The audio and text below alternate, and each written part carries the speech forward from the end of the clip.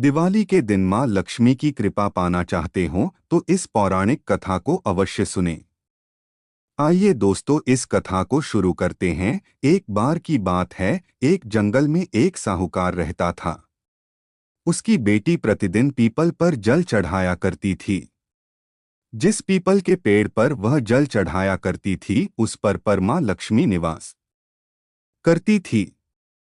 एक दिन मां लक्ष्मी ने साहूकार की बेटी से कहा, मैं तुम्हारी मित्र बनना चाहती हूँ।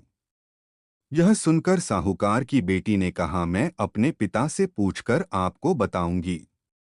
बाद में साहूकार की बेटी अपने पिता के पास गई और अपने पिता से सारी बात कह डाली। दूसरे दिन साहूकार की बेटी है मां लक्ष्मी से दोस्ती करने के लिए हाँ कर दी। दोनों अच्छे मित्र भी बन गए।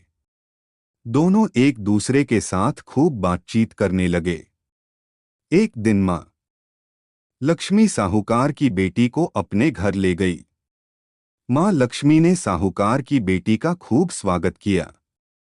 उन्होंने उसे अनेकों तरह का भोजन खिलाया।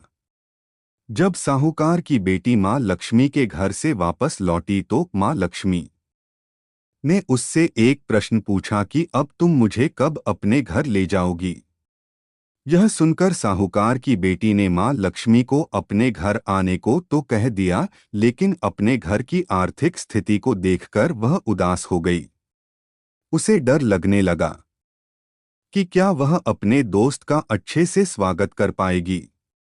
यह सोचकर वह मन ही मन दुखी हो गई। साहूकार अपनी बेटी के उदास चेहरे को देखकर समझ गया। तब उसने अपनी बेटी को समझाया कि तुम फौरन मिट्टी से चौका बनाकर साफ सफाई करो।